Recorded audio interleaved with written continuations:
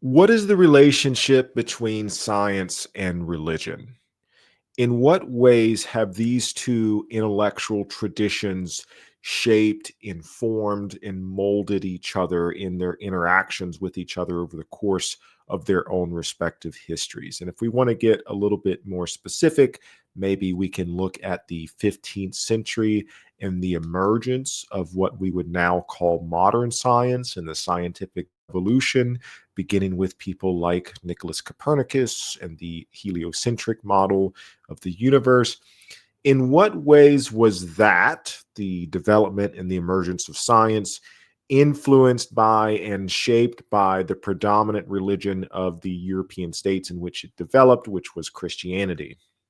And likewise, how was Christianity shaped and informed by the development of modern science? How have they interacted with each other? That is a humongous historical question, and there has been a lot of ink spilt by historians of both science and religion on that topic. It's a very interesting question. It happens to be a question that I'm very interested in, but we're going to shift the perspective or the context of that question today and talk about it within the context of this conversation that happens between Jordan Peterson and Peter Thiel.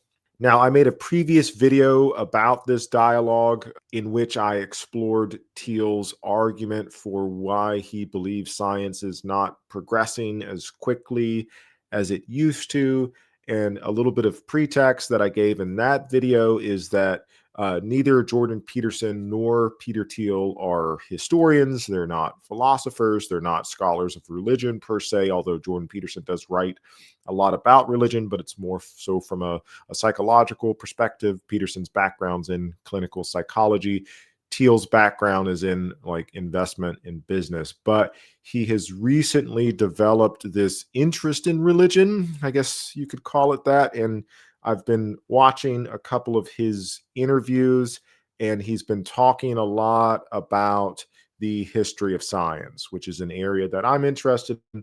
And so I'm kind of making these response videos to Peter Thiel's claims. And I've found for the most part, and this is part of the reason I guess why I'm making these videos, is because I see these sorts of things quite a bit as a history instructor and a lot in my day-to-day conversation. Thiel does this sort of argument where he lists and attempts to draw upon history in order to prove some larger point that he's trying to make about society today. So a lot of his points about progress and government regulation and about how we ought to be behaving today, whether we're talking about politically speaking or societally speaking, a lot of that is predicated on his understanding of history. And part of what I'm doing is to show that with arguments like that, in order to push back against the argument, and in this case, in order to completely undermine the argument, you can show that that historical foundation in Thiel's case is kind of non-existent.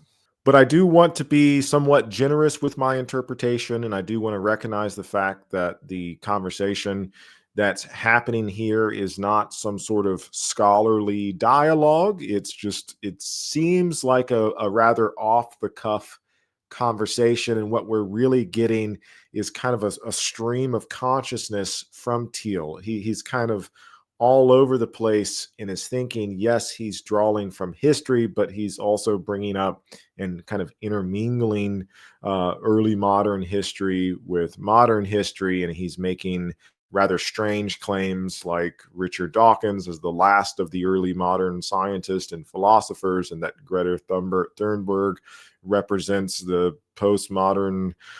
I don't know. It all gets jumbled up and confused, but what I want to focus on is the historical claims that he's making. And like I said, I think this is important because I hear these sorts of arguments, and I don't mean sorts of arguments in terms of the context or the content of the argument per se, but in terms of how the argument is structured, the use of history to justify some sort of claim about how we should behaving now, either as an individual or as a government. And it's not that that form of argument is incorrect, but I just, again, want to point out that that form of argument is entirely dependent upon the historical context being correct. It is very easy to make these grand, sweeping claims about history, and it's very easy to give this large, broad historical narrative and say early modern science tells us this, and these ideas were floating around. It's much harder to do the actual work. It's much harder to do the actual history. And what I'm seeing from Thiel's conversation are these big, grand, general claims that don't actually have a basis in the actual history itself. And more importantly, any purported historical narrative that doesn't have a strong grounding in history is nothing more than a narrative. I oftentimes have these conversations with my history classes at the very beginning of class, in which I talk about kind of where history stands in the academic hierarchy, so to speak, because there's a very popular view that has circulated in the popular consciousness, I would say. It's kind of vague talk, but there's a common assumption that I get from students that there's this ultimately subjective component to history. If you've heard phrases like history is written by the victors is a popular one that gets repeated back to me.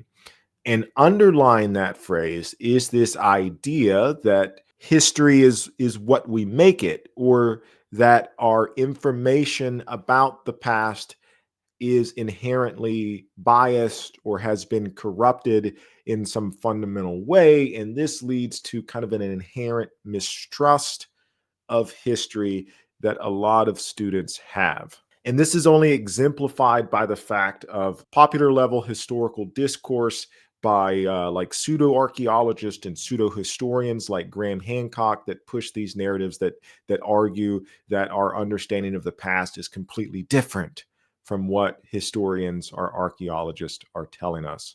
And what we get with Thiel is sort of a similar problem. I'm not necessarily putting Thiel and like a Graham Hancock in the same category, but they are similar insofar as their narratives are not necessarily grounded in historical or archaeological fact. And I just want to call attention to some of that. In this video, I'm going to stop yapping and go ahead and play the first part that I want to respond to. There's always sort of an interesting big picture history question of how much science and technology, how they were entangled with Christianity in the West, and were they they were somehow entangled, but was it meant as a complement, where you're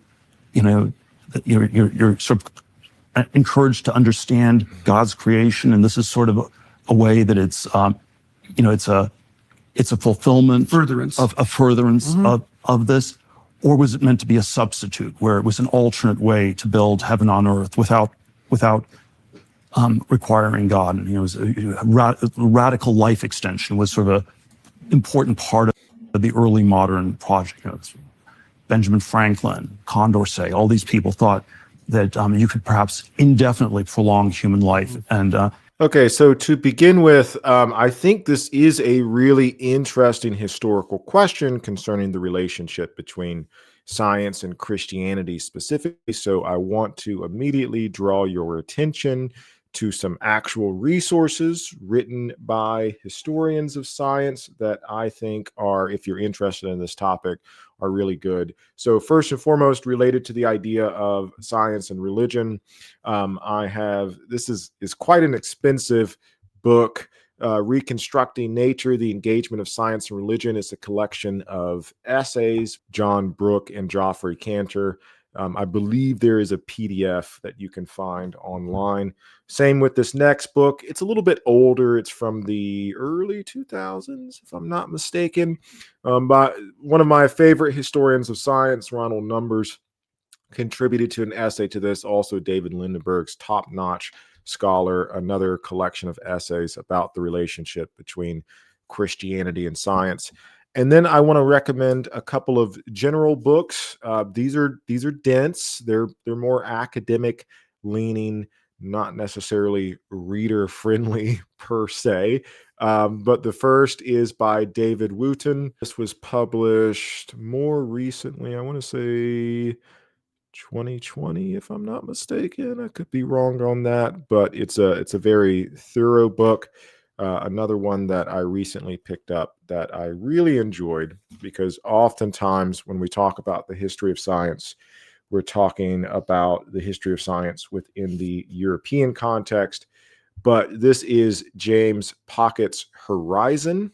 Not, I removed the cover, but was published 2024, The Global Origins of Modern Science. Pocket talks about how within the modern period, what we would call not just the beginning of science, but the age of discovery, the multicultural influence on the development of science, the scientific knowledge that came to us from Mesoamerican civilization, how that influenced, for example, our medical knowledge and the development of medical science.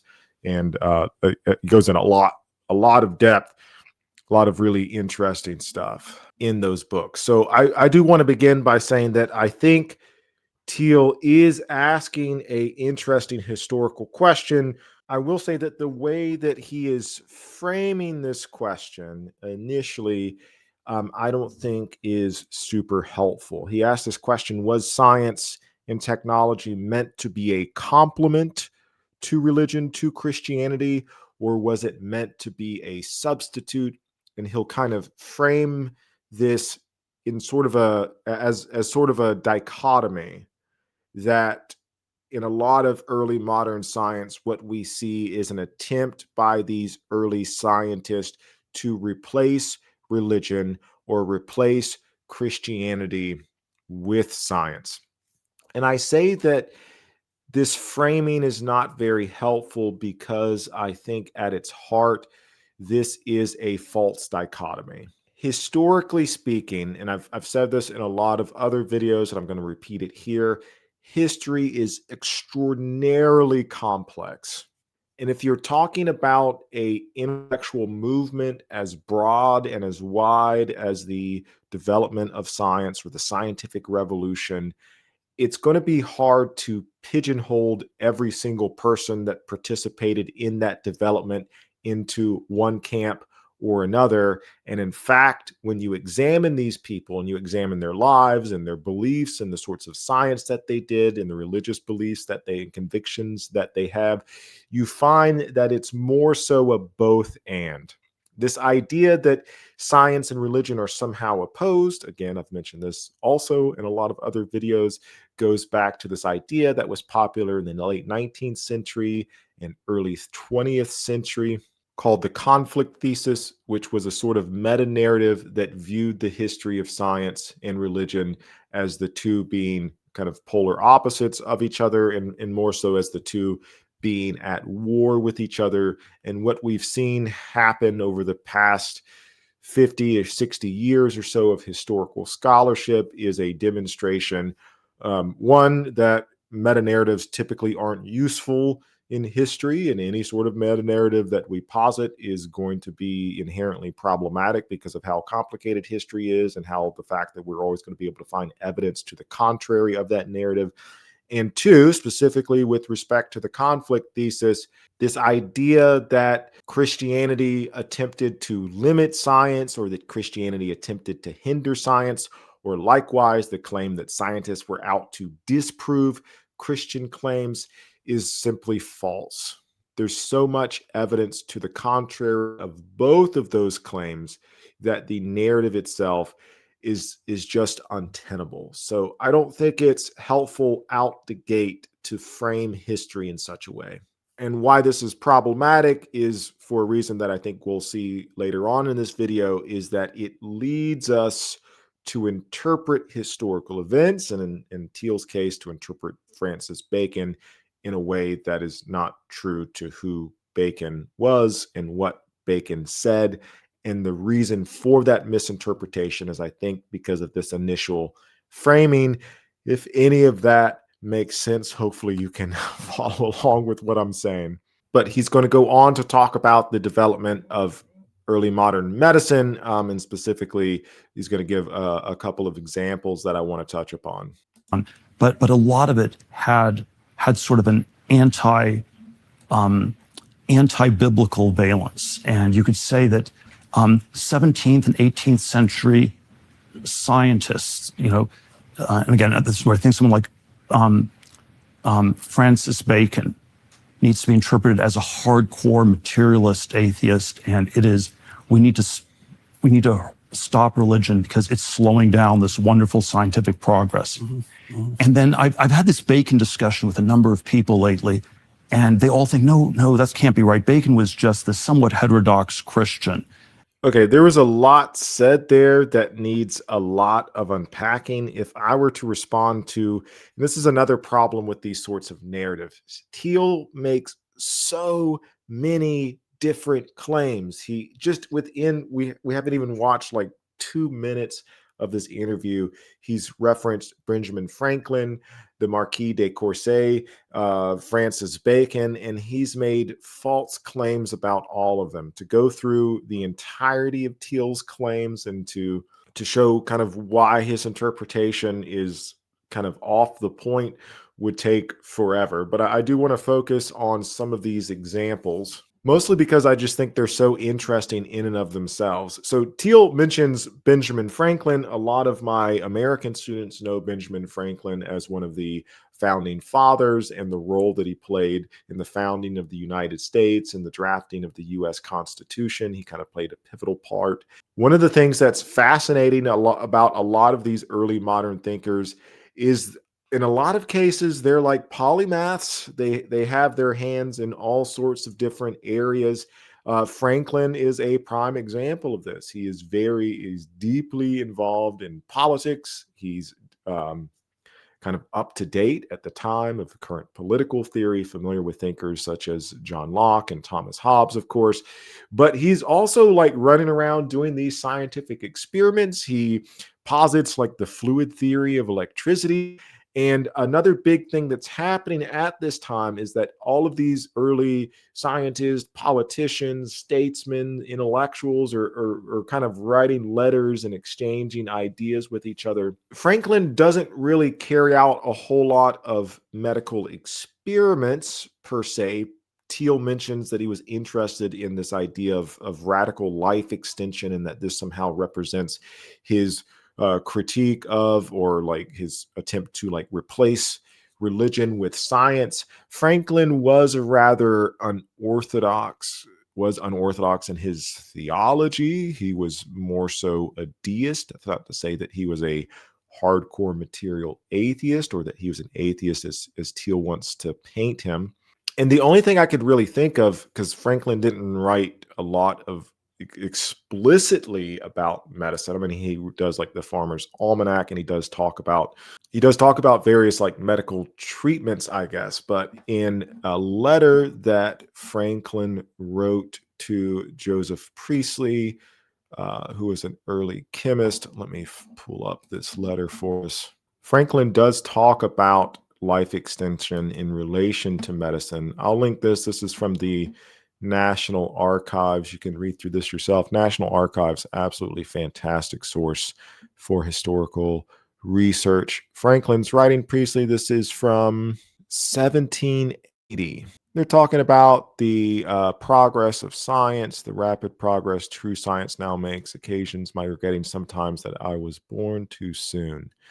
So this is kind of like amusing. Franklin's imagining what scientific development and progress is going to look like in the future. It is impossible to imagine the height to which it may be carried 1,000 years, the power of man over matter. So what he's imagining, like, what is science going to look like 1,000 years from now? Imagine the sort of progress we're going to make. We may perhaps learn to deprive large masses of their gravity and give them absolute levity, like people like floating around. I think it's a really fun idea to read about what they thought the future was going to look like. For the sake of easy transport, agriculture may diminish its labor and double its produce. So we'll have advances in transportation, people floating around, like kind of like Futurama, those tubes that transport people around. That's what That's what I think of. Agriculture is going to like double as produce. All disease may be sure means to be prevented or cured, the curing of disease, not accepting even that of old age, and our lives lengthen at pleasure, even beyond the antediluvian standard. This is a biblical reference. If you read the Hebrew Bible, it'll list people's ages as like 400, 500, 600 years old. So he's just kind of, in my interpretation, and this is the only place that I've found, and feel free to correct me if I'm wrong here. But in my interpretation, he's just kind of talking about like, imagine what medical science is going to be like 1,000 years from now. You could do that exercise yourself today. Like, are we going to have like a cure for cancer?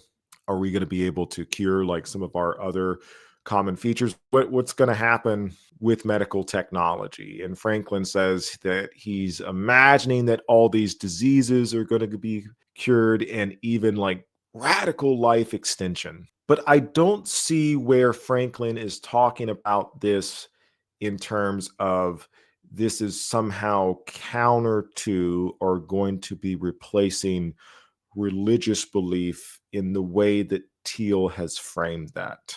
And again, I could be wrong about that. I'm not a Franklin scholar. I haven't read through all of the archives. I'm not familiar with every single letter he ever wrote or even the books that he wrote. So feel free.